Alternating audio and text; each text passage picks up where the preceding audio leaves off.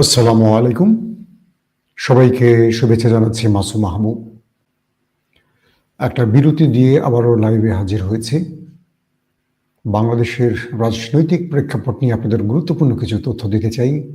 পাশাপাশি বাংলাদেশের সামনে আসছে যে ভয়ঙ্কর বিপদ, সেই বিপদ সম্পর্কেও আপনাদের অবগত করতে চাই, সতর্ক করতে চাই।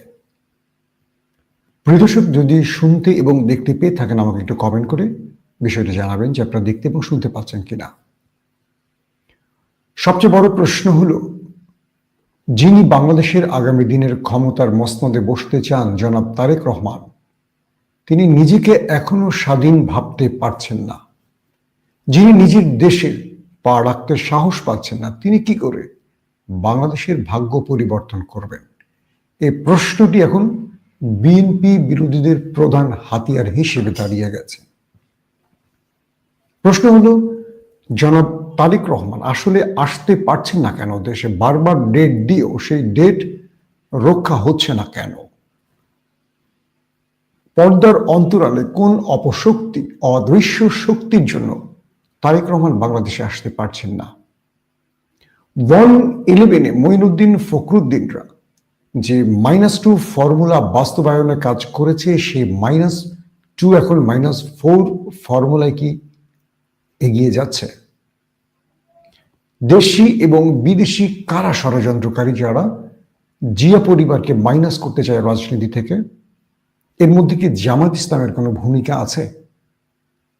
বিএনপির ভুলগুলো কি আসলে, বা বিএনপির ভেতরে কারা সেই অপশক্তি যারা তারেক রহমানকে মাইনাস করতে প্রতিবেশী শত্রু দেশটির হয়ে কাজ করছে? দর্শক, এই বিষয়গুলো আজকে আপনাদের তুলে ধরার চেষ্টা করব। প্রথমে যে বিষয়টি দিয়ে আলোচনা করতে চাই, বেগম খালেদা জিয়া, বয়সের ভারে নুয়ে পড়া এক আপোষহীন নেত্রী। সোশ্যাল মিডিয়াতে বেগম খালেদা জিয়াকে নিয়ে একটা নেগেটিভ পোস্ট কারো চোখে পড়েছে? পড়েনি। দলমত নির্বিশেষে, ধর্ম বর্ণ সকল মিলেমিশে ভালো করে খেয়াল করুন। বেগম খালেদা জিয়া যখন হাসপাতালে মৃত্যুর সাথে লড়াই করছেন এমন তথ্য গণমাধ্যমে প্রচার হয়েছে, আমরা কি দেখেছি? প্রতিটি মানুষ তার জন্য দোয়া করছে, যে যার মতো লিখছেন সোশ্যাল মিডিয়াতে। আমরা সোশ্যাল মিডিয়ার মাধ্যমে মানুষের মনের কথাগুলো খুব সহজে দূর দূরান্ত থেকে শুনতে পাই, পড়তে পারি, দেখতে পাই। এই বিএনপিকে নিয়ে এত সমালোচনা, তারেক রহমান বা বিএনপির বর্তমান নেতৃত্ব নিয়ে এত সমালোচনা, কিন্তু খালেদা জিয়াকে নিয়ে একটি সমালোচনা কেউ করছেন না। প্রত্যেকে ভালোবাসায় তাকে শুভেচ্ছা জানাচ্ছেন, প্রত্যেকে তার জন্য কাঁদছেন, দোয়া করছেন। পুরো বাংলাদেশ আজ স্তব্ধ হয়ে গেছে যখন খালেদা জিয়া হাসপাতালের বেডে শুয়ে আছেন। প্রত্যেকে বলছেন, প্রিয় মা, আপনি জেগে ওঠেন।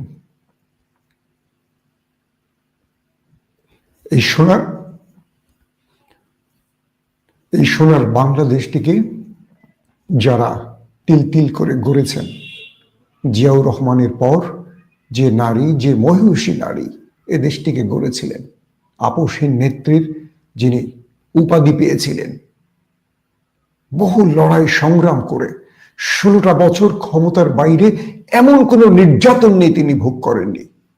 এক কাপড়ে প্রিয় স্বামীর ঘর থেকে বের করে দেয়া হয়েছে, তাকে বৃদ্ধ বয়সে জেলে কষ্ট দেয়া হয়েছে, সন্তানদের কাছ থেকে শেষ বয়সে দূরে রাখা হয়েছে। এমন কোনো নিষ্ঠুরতা নেই যার উপরে প্রয়োগ করেনি স্বৈরাচার ফ্যাসিস্টরা, শত্রুরা। তারপরও দেশের স্বার্থে তিনি আপোষ করেননি। একজন রাজনীতিকের নাম বলেন যিনি খালেদা জিয়ার পায়ের যোগ্য হয়েছেন? একজন আছেন? হ্যাঁ, আমরা জামায়াত ইসলামের শীর্ষ কয়েকজন নেতাকে দেখেছি যারা হাসতে হাসতে ফাঁসির রশি গলায় ঝুলিয়েছেন, কিন্তু আপোষ করেননি স্বৈরাচার ফ্যাসিস্ট কিংবা ওপারের শত্রুদের সাথে। কিন্তু খালেদা জিয়ার তুলনা খালেদা জিয়া নিজে একাই। সে মানুষটির ঘোর বিপদে তার একমাত্র বেঁচে থাকা সন্তান তারেক রহমান দেশে আসতে পারছেন না। এটাকে নিয়ে সোশ্যাল মিডিয়াতে অনেকে অনেক রকম সমালোচনা করছেন, কিন্তু খেয়াল করে দেখবেন তারেক রহমানের শেষ স্ট্যাটাস, ফেসবুক স্ট্যাটাসে আপনারা কি দেখেছেন? তিনি আসতে চান তার মায়ের কাছে, কিন্তু তার একক ইচ্ছায় সেটা সম্ভব হচ্ছে না। তার মানে অদৃশ্য শক্তির অনুমতি প্রয়োজন। তাহলে শেখ হাসিনা এই দেশ থেকে চলে যাবার পর ডক্টর ইউনূস যিনি ক্ষমতায় বসছেন, তারপরও আমরা বুঝতে পারছি এই স্ট্যাটাসের পর পর্দার অন্তরালে এখনো বাংলাদেশকে কন্ট্রোল করছে একটি ডিপ স্টেট, একটি এস্টাবলিশমেন্ট। কে তারা? তাদের উদ্দেশ্য কি কিছুটা হলেও তারেক রহমানের এই পোস্টে আমরা বুঝতে পেরেছি। তিনি নিজেকে অসহায় হিসেবে বলছেন এবং কারা তাকে বাংলাদেশে আসার অনুমতি দিচ্ছে না, কারা তার সিকিউরিটি থ্রেট তৈরি করছে, তাদের নামটাও পর্যন্ত তিনি বলতে পারছেন না। ভালো করে খেয়াল করেন, মির্জা ফখরুল ইসলামকে সাংবাদিকরা প্রশ্ন করলে তিনি বলছেন যে তারেক রহমান তার সোশ্যাল অ্যাকাউন্টে বিষয়টিকে বলেছেন, তিনিও মুখ খুলতে রাজি না, তারেক রহমান যেটুকু বলেছে ওইটুকু পর্যন্ত। অথচ এই বিএনপি বলছে তারা এটা করবে, ওটা করবে, এই করবে, সেই করবে। তার মানে এই দেশ এখনো স্বাধীন হয়নি, এটা প্রমাণিত। যে দেশে বাংলাদেশের স্বাধীনতার ঘোষক শহীদ প্রেসিডেন্ট জিয়াউর রহমানের সন্তান আসতে পারবে না, যে দেশে তার মাকে দেখার জন্য তার একমাত্র ছেলে আসার অনুমতি পাইছে না, সেই দেশ কি স্বাধীন হয়েছে? বুকে হাত দিয়ে বলেন তো। আমরা যত লাফালাফি করি, এই দেশ স্বাধীন হয়নি। এই দেশ এখনো অন্ধকার, এই দেশ এখনো পরাধীন। প্রশ্ন হলো, পর্দার অন্তরালে কারা সেই অপশক্তি? আপনাদের মনে আছে 1/11-এ তারেক রহমানকে যখন বিভিন্ন ভৌতিক মামলায় জেলে নেওয়া হলো, তার উপর অকথ্য নির্যাতন করা হয়েছে। এটি গণমাধ্যমের খবর থেকে বলছি না, আমার নিজ চোখে দেখা। কারণ সেই সময়টিতে আমি চ্যানেল 1-এর সাংবাদিকতা করতাম এবং খালেদা জিয়া, তারেক রহমান, শেখ হাসিনার এই তিনজনের গ্রেফতারের পুরো নিউজটি আমার করা হয়েছিল। অর্থাৎ দুই নেত্রীকে একসাথে গ্রেফতার একদিন আগে পড়ে পুরো বিষয়টিতে চ্যানেল 1-এর পক্ষ থেকে সেই রিপোর্টারটি আমি ছিলাম, যিনি পুরো নিউজটা কভার করেছিলাম। রাত দিন একটানা 4 দিন আমি অফিসে ছিলাম, বাসায় ফিরতে পারিনি। ভালো করে খেয়াল করুন, সেই সময়টা তারেক রহমানের উপর অকথ্য নির্যাতন করেছিল আমাদের ইন্টেলিজেন্স নামে সেই কুখ্যাত ব্যক্তিরা। তার নামে অজস্র ভৌতিক মামলা তৈরি করা হলো। দুই নেত্রীকে বিশেষ কারাগারে রাখা হলো সংসদ ভবনের ভেতরে এবং খালেদা জিয়ার কাছে একাধিকবার মেসেজ গিয়েছিল সেই বিশেষ অপশক্তির পক্ষ থেকে। তারা বলছিল মইনির পক্ষ থেকে, নামটা বলে দিচ্ছি। প্রথমে দুজনকে মাইনাস করার চেষ্টা করা হলো। যখন দুজনের কাছে এই -2 ফর্মুলা পৌঁছে গেল, শেখ হাসিনা জীবন বাঁচাতে দেশ ছেড়ে পালিয়ে চলে গেলেন। খালেদা জিয়া জানবে, তার পরিবারও যায়নি। কিন্তু মজার বিষয় দেখেন, যখন সেনাবাহিনী বুঝতে পারলো শেখ হাসিনা পালিয়ে গেছে কিন্তু খালেদা জিয়া যাবেন না, মরে গেলেও তিনি যাবেন না, তাকে সরাতে পারবেন না, তখন মইনির পক্ষ থেকে একজন সেনা অফিসার খালেদা জিয়ার সাথে দেখা করতে গিয়েছেন এবং তাকে প্রস্তাব দিয়েছেন যে নেত্রী, যা হয়েছে ভুল হয়েছে, আপনাকে আমরা আবার নির্বাচনের মাধ্যমে ক্ষমতায় বসাবো, তবে আপনার উপর বা তারেক সাহেবের উপর বা রাজনৈতিকভাবে বিএনপির উপর যা হয়েছে আপনাকে ভুলে যেতে হবে। খালেদা জিয়া সেই শর্তে রাজি হননি। শেষ পর্যন্ত মইনীয় বাহিনী নিজেদের বাঁচাবার জন্য এক্সিট রুট তৈরি করতে শেখ হাসিনাকে বিদেশ থেকে এনে 1/11-এর পর একটি সাজানো নির্বাচনটি সবাই দেখেছে খুব ফেয়ার হয়েছে, কিন্তু ছিল সাজানো। এটা আর্মি অফিসাররা অনেকেই বলেছে পরবর্তী আমাদেরকে। শেখ হাসিনা ক্ষমতায় বসে, এরপর হাসিনা সেই 1/11-এর কুশীলবদের আর দেশে ঢুকতে দেয়নি, তাদেরকে দেশ থেকে একে একে বের করেছেন। পাশাপাশি ওপারের শক্তি নিয়ে শেখ হাসিনা বিরোধী দল দমনের নামে বিএনপি জামাতকে শেষ করে দেবার চেষ্টা করে। ওই সময়টিতেই 1/11-এর মাঝামাঝি সময়টিতে খালেদা জিয়া যখন দেখলেন তার ছেলেকে নির্যাতন করে মেরে ফেলা হচ্ছে এবং তার কাছে সেনাবাহিনীর সদস্যরা যখন গিয়েছিলেন, তারেক রহমানের অবস্থা ভিডিও করে দেখানো হয়েছে যে আপনি এই দেখেন আপনার ছেলের অবস্থা, এবার আপনি দেশ ছাড়েন। খালেদা জিয়া তারপরও দেশ ছাড়েননি, নিজের ছেলেকে কোরবানি দিয়েছিলেন। শেষ পর্যন্ত একটি শর্তে রাজি হয়েছিলেন খালেদা জিয়া, আর সেটি হলো যে ঠিক আছে, তারেককে বিদেশে চিকিৎসার জন্য পাঠান, সে রাজনীতি থেকে সাময়িকভাবে বিরত থাকবে, অর্থাৎ রাজনীতি থেকে দূরে থাকবে। এই শর্তে মুচলেকার মতো বা একটি কি বলবো সিগনেচার দিয়ে তারেক রহমানকে লন্ডন পাঠানো হয়। খালেদা জিয়া নিজে যাননি, নিজের ছেলেকে রাজনীতি থেকে দূরে রাখার জন্য বা জীবন বাঁচাবার জন্য হোক, যেভাবেই হোক তিনি একটি শর্তে রাজি হয়েছিলেন, নতুবা তাকে মেরে ফেলা হতো। এবং আপনাদের মনে আছে তারেক রহমানকে যখন হাসপাতালে আনা হতো তিনি দাঁড়াতে পারতেন না, শুইতে পারতেন না, তার কাঁপুনি, সেই কাঁপুনির ভিডিও এখনো ইউটিউবে আছে। কি ভয়ঙ্কর নির্যাতন তার উপরে হয়েছে। এবং ইংল্যান্ডে তিনি যখন চিকিৎসাধীন ছিলেন, কমরউদ্দিন ভাই তখন বেঁচে ছিল, যুক্তরাজ্য বিএনপির প্রেসিডেন্ট। আমি অনেক রিকোয়েস্ট করে তারেক সাহেবকে একবার দেখার সুযোগ পেয়েছিলাম, সেটাও 9-10 সালের দিকে ভেবে। তিনি হাঁটতে পারতেন না, হুইল চেয়ারে দীর্ঘ সময় তার উপর চিকিৎসা হয়েছে। এবং এরপর লাস্ট না, তার আগেও যখন 13-14-তে তারেক সাহেবের সাথে আবারও লন্ডনে দেখা হয়, তখনও তাকে আমি খুঁড়িয়ে খুঁড়িয়ে হাঁটতে দেখেছিলাম। একটা জার্নালে লিখেছিলাম, খুঁড়িয়ে খুঁড়িয়ে হাঁটছে বাংলাদেশ। এরপর আমার উপর আওয়ামী লীগের অনেক রকম কি বলবো হুমকি ধুমকি আসে, শেষ পর্যন্ত আমাকেও দেশ ছাড়তে হয়। শুধু এটির কারণে না, আরো অনেক কারণে দেশ ছাড়তে হয়। আজকের বিষয়টি হলো তারেক রহমানকে মাইনাস করতে চাইছেন কারা? দলের ভেতরে এবং বাইরে কয়েকটি গ্রুপ আছে। ইস্টাবলিশমেন্ট বা ডিপ স্টেট নামক কয়েকটি বিশেষ মুখ আছে, অদৃশ্য মুখ। এর মধ্যে বাংলাদেশের গণমাধ্যম থেকে যারা আছেন, ডেইলি স্টার, প্রথম আলো, এদেরকে বলা হয় ডিপ স্টেট, মানে ডিপ স্টেটের ধরেন মুখপাত্র রয়েছেন দেবপ্রিয় ভট্টাচার্য, রয়েছে ওপারের বিশেষ ব্যক্তিরা, রয়েছে আমাদের সেনাবাহিনীর মধ্যেও বিশেষ ব্যক্তিরা। বাংলাদেশ এবং পাকিস্তানের সেনাবাহিনীদের মধ্যে একটি ধাঁচ আছে, সেটা হলো সেনাবাহিনী যত খারাপই হোক, এক অফিসার আরেক অফিসারকে সবসময় রক্ষা করেন বা একজন আরেকজনের ধারাবাহিকতা রক্ষা করতে চান। যেমন কামার জাভেদ বাজওয়ার ধারাবাহিকতা রক্ষা করছেন আসিফ মনির পাকিস্তানে। যদি আপনারা খেয়াল করেন, ইয়াহিয়া আইয়ুব খানের ধারাবাহিকতা রক্ষা করেছেন জিয়াউল হক, পারভেজ মোশাররফ। একে একে এইভাবে করতে করতে কামার জাভেদ বাজওয়া আসছে আসিফ মনির। কিন্তু কেউ কখনো কোন এক সেনাবাহিনীর প্রধানকে বিচার করেনি। সেনাবাহিনী এই করার জন্য, রাষ্ট্র ক্ষমতা দখলের জন্য কখনো কাউকে বিচার করেনি।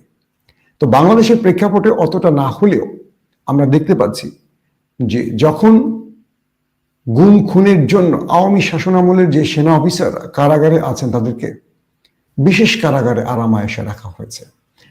তাদেরকে এসি বাসে করে আদালতে আনা হচ্ছে। তারা এখন কি অবস্থায়, কোথায়, বর্ষাতে আছে না কারাগারেই আছে, আমরা কিচ্ছু জানি না।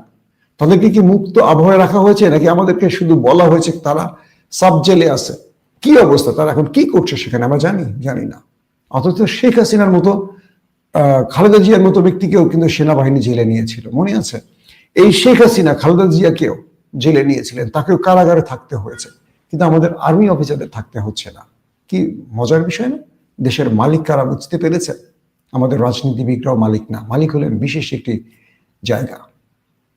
বলা হচ্ছে তারেক রহমানকে বিশেষ জায়গা থেকে সিগন্যাল দেয়া হচ্ছে না। এবং এর মধ্যে দুটো দেশের নাম উঠে এসছে, একটি যুক্তরাষ্ট্র এবং একটি ভারত। এই দুটো দেশ কোনোভাবেই তারেক রহমানকে এখনো গ্রিন সিগন্যাল দেয়নি। পাশাপাশি কোনোভাবেই চাইছে না তারেক জিয়া পরিবারের কেউ এই রাজনীতিতে ইনক্লুড হোক। যে কোনোভাবে তারা এটিকে বহাল রেখেছে। বিষয়টা খেয়াল করবেন। আমি এর আগের ভিডিওগুলোতে বলেছিলাম যে তারেক রহমানকে এখনো সিগন্যাল দেয়নি আমেরিকা। তার এই স্ট্যাটাসটি যারা পড়েছেন তারা একটু বোঝার চেষ্টা করেন। প্রথমত, বিএনপির মধ্যে একটা বড় গ্রুপ আছে যারা তারেক রহমানকে মাইনাসে ওপারের শক্তির সাথে খেলছে। এখন আপনি বলবেন যে ভাই, তাহলে তারেক রহমান তাদেরকে দল থেকে বাদ দিচ্ছেন না কেন? তারেক রহমান প্রাসাদ ষড়যন্ত্রে আটকে গেছেন বলে আমার মনে হয়। কারণ তার মা অসুস্থ। তার মা কেন অসুস্থ? তাকে কি বিশেষভাবে বিষ প্রয়োগ করা হয়েছে কোনো কারণে, বা তাকে আস্তে আস্তে স্লো পয়জনিং করে হত্যা মৃত্যুর দিকে নিয়ে যাওয়া হচ্ছে? এই বিষয়টিও কিন্তু কেউ বলছে না, কখনো কারো সাহস হয় না, অথবা কেউ জেনেও বলছে না। নাম্বার 2, খালেদা জিয়া অসুস্থ অবস্থায় লন্ডনে গিয়ে আবার দেশে ফিরে আসলেন কোন কারণে? নাম্বার 3, তারেক রহমান দেশে আসতে পারছেন না, কিন্তু জোবাইদা রহমান এসে আবার চলে গেলেন কেন? কিংবা জাইমা রহমান আর দেশে আসলেন না কেন একবারের জন্য? তারেক রহমানের সমস্যা থাকলে তার পরিবার তো অ্যাটলিস্ট শেষ সময়টি খালেদা জিয়ার পাশে থাকতে পারতেন, সেটিও কেন হচ্ছে না? অনেকগুলো প্রশ্ন আপনাদের খেয়াল করতে থাকেন, একটার পর একটা মনে করেন। তারেক রহমান তার উপর থেকে সকল মামলা উঠে গেছে। যতগুলো মামলা আওয়ামী লীগের আমলে হয়েছে প্রত্যেকটি মামলায় তিনি মুক্তি পেয়েছেন, খালাস পেয়েছেন। তারপরও আসছেন না কেন? তিনি ডিসেম্বরের প্রথম সপ্তাহে আসবেন এমন একটি ঘোষণা এসছে। যদি তিনি ডিসেম্বরের প্রথম সপ্তাহে আসবেন, তাহলে নভেম্বরের এই শেষ সময়টিতে মা যখন মৃত্যু পথযাত্রী, তখনও তিনি আসছেন না কেন? সরকার যখন বলছে তাকে একদিনের ট্রাভেল ভিসা দেয়া হবে, মানে তিনি চাইলে একদিনই তাকে দেয়া হবে ভিসা, এবং আমাদের কি বলে যিনি প্রেস সচিব তিনিও বলছেন তার উপরে সরকারি কোনো বিধি নিষেধ বা বাধা নেই, তিনি যখন চাইবেন তখনই দেশে আসতে পারবেন। সরকারের পক্ষ থেকে স্পষ্ট করা হয়েছে সব। তারপরে তারেক রহমান আসছেন না কেন? একটি কারণ, এই সরকার যেখানে বসে আছে তার চেয়ে অদৃশ্য শক্তির ক্ষমতা অনেক বেশি। তারেক রহমানের জন্য বিশেষ নিরাপত্তা গাড়ি, অর্থাৎ বুলেট প্রুফ গাড়িরও কথা আমরা শুনেছি গণমাধ্যমে। তারপরও তিনি আসছেন না। তার মানে তার দলের মধ্যে একটা বড় বিশ্বাসঘাতক গ্রুপ আছে, যারা প্রকাশ্যে বিএনপির গুরুত্বপূর্ণ পদে আছে আমরা জানি, কিন্তু তারা তারেক রহমানের মূল নির্দেশনা ফলো করছেন না। আবার তারেক রহমান তাদেরকে বাদ দিতে পারছেন না, কারণ তিনি বাদ দিবেন লন্ডন থেকে। এই বাদটা কার্যকর করবে কে, কারা, কোত্থেকে? প্রাসাদ ষড়যন্ত্র দেখবেন এভাবেই সুলতানের পর পরবর্তী সুলতানকে ব্ল্যাক, মানে ফ্রেম থেকে ব্ল্যাক করে দেয়া হয়, তাদের পুতুল সুলতানকে বসানো হয়। এটা বড় বড় মুসলিম সালতানাতের ইতিহাস যারা পড়েছেন দেখবেন। তারেক রহমানের ক্ষেত্রে আমরা কি দেখতে পাচ্ছি? তিনি খুব গঠনমূলক বক্তব্য দিচ্ছেন লন্ডন থেকে। তিনি কখনো আওয়ামী লীগের বিরুদ্ধে ভয়াবহ কথাও বলছেন না, সরকারের কঠোর সমালোচনাও করছেন না। তিনি তার বক্তব্যে কোথাও ভারতের নামটা উল্লেখ করছেন না, সেনাবাহিনীর বিরুদ্ধে একটি কথাও বলছেন না। তারপরও বাধা কোথায়? কেন তাদের নামটা উল্লেখ করতে পারছেন না ফেসবুকে? তার মানে সেই বিশেষ শক্তির কাছে তিনি আটকা পড়ে আছেন, বা সেই বিশেষ শক্তির ভয় তিনি দেশে ঢুকতে পারছেন না, এটাই স্পষ্ট তো। তাহলে তার দল কেন কথা বলছে না? তার দলের মধ্যে তারেক রহমান ভয় নেই, রাজপথ ছাড়ি নেই, এই হুমরা ছোমরার নেতাদের যে এত সংখ্যা বেড়ে গেছে, হাইব্রিড বেড়ে গেছে, তার নেতাকে নিরাপত্তা দেওয়ার মতো কেউ আছেন? তার নেতা কি তার জনশক্তির উপর ভরসা করতে পারছেন না? অনেক রকম প্রশ্ন উঠছে।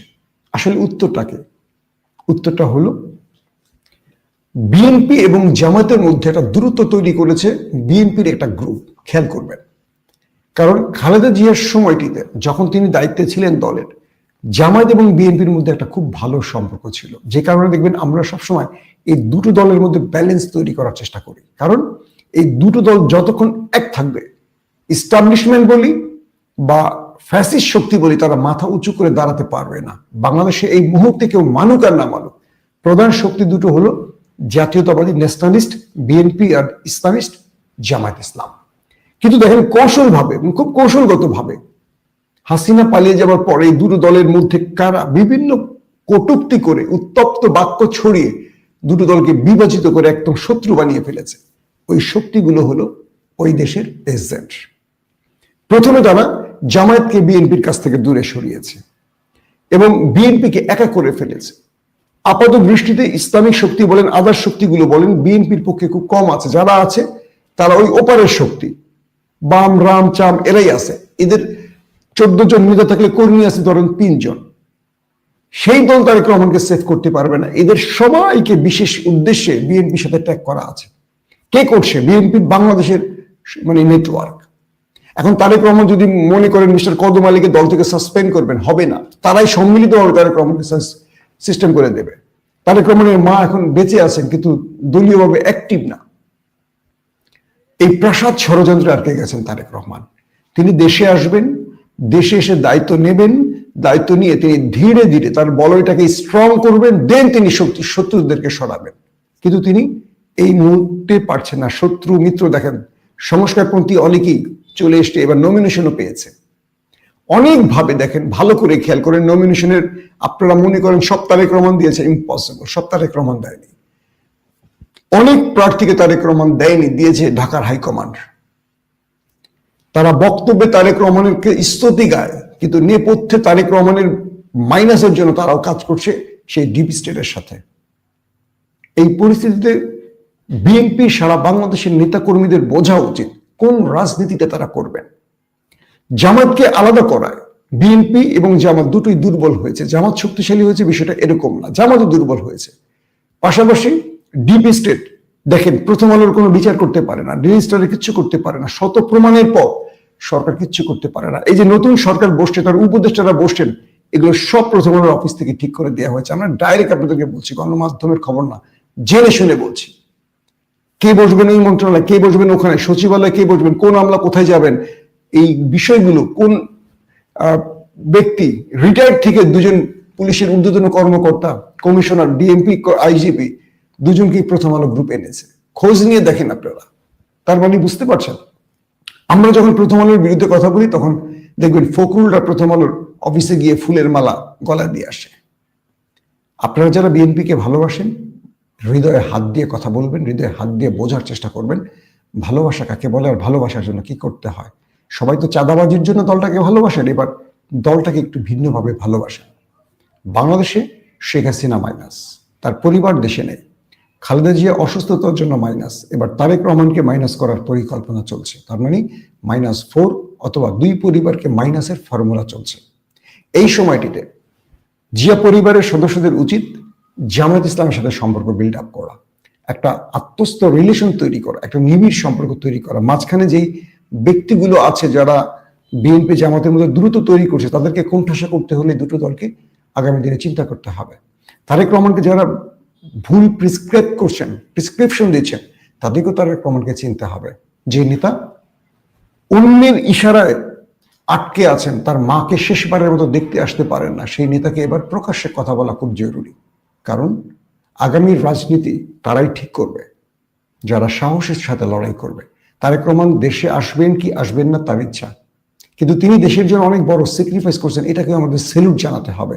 যিনি তার মায়ের শেষ সময় কাছে আসতে পারছেন না, তার বেঁচে থাকার জন্য না, তার দেশকে রক্ষার জন্য এটা করছেন। কারণ তার বেঁচে থাকার উপর দেশ রক্ষার অনেক বড় যোগসূত্র আছে। দর্শক, শেষ সময় যে কথাটি বলতে চাই সেটি হলো, আমার এই বক্তব্য কোনো বিশেষ গ্রুপের বিরুদ্ধে না। আমি অদৃশ্য শক্তির বিরুদ্ধে যে কথাগুলো বলছি, সেই অদৃশ্য শক্তিকে কম বেশি আমরা চিনি। এই অপশক্তিকে আমরা দুর্বল করব, কিন্তু আমরা আমাদের ঘরের মধ্যে বিষধর সাপকে পুষে সেটা করতে পারবো না। বিষধর সাপের সে বিষটাকে ভেঙে দিতে হয়। গত 15 মাসে এই দেশ কতটুকু এগিয়েছে, কতটুকু পিছিয়েছে কম বেশি আপনারা বোঝেন। তারেক রহমানকে দেশে আনতে হলে বক্তব্যে স্তুতির বদলে, চামচামির বদলে তার জন্য বিশেষ কিছু করতে হবে। কি করতে হবে দল সেটা সিদ্ধান্ত নেবে, আপনারা সিদ্ধান্ত নেবেন। আবারও বলছি, আওয়ামী বিরোধী যতগুলো শক্তি আছে তারা সবাই এক টেবিলে বসেন, একসাথে সিদ্ধান্ত নেন আগামী দিন বাংলাদেশ কিভাবে চলবে, কাদের ইশারায় চলবে। দেশ কি স্বাধীন হয়েছে না পরাধীন? যদি পরাধীন হয়, কাদের কারণে পরাধীন? এই মুহূর্তে বাংলাদেশ যদি স্বাধীন না হয়, নিজেকে স্বাধীন মনে না করে, 2000 মানুষের জীবন, 40,000 মানুষের রক্তাক্ত আহতের ইতিহাস, পঙ্গুত্ব, অন্ধত্ব যদি বাংলাদেশকে স্বাধীন করতে না পারে, এই বাংলাদেশ আর কখনো স্বাধীন হবে না। জিয়া পরিবারের অনেক বড় ভূমিকা আছে দেশ স্বাধীনতার জন্য। আগামী দিনে জিয়া পরিবারকে প্রয়োজন। জিয়া পরিবারের দায়িত্ব যদি না নেয় বিএনপি, এই বিএনপি 1000 টুকরায় ভাগ হবে। আবারও বলছি, আমাদের আশপাশে ষড়যন্ত্রকারীরা আছে, তাদেরকে চিহ্নিত করেন। আমরা ষড়যন্ত্রকারীদেরকে প্রতিহত করব, তারপর দেশ স্বাধীন করব।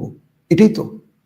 নতুবা আমরা যদি টেম্পো স্ট্যান্ডে বসে থাকি, আমরা যদি লঞ্চঘাট, ফেরিঘাট দখল নিয়ে বসে থাকি, কারো জমি নিয়ে বসে থাকি, এই দেশ স্বাধীন হবে না। সো তারেক রহমানের জন্য যাদের ভালোবাসা আছে, আসুন রাজপথে নামুন। নেতার জন্য এবার প্রকৃত কর্মীর প্রমাণ দেখান। প্রত্যেকে ভালো থাকবেন। আল্লাহ হাফেজ।